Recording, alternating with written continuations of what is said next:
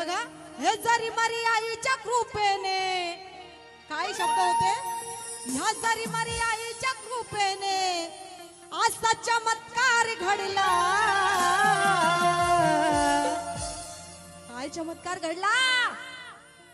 अरे तिला जो नडला मातीत गाडला, अरे तिला जो नडला मातीत गाडला, एका पायीने मर्दाला पाडला. तिला जो नडला मातीत गाडला, पायीने मर्दाला पाडला. हे तिला जो नडला मातीत गाडला, पायीने मर्दाला पाडला.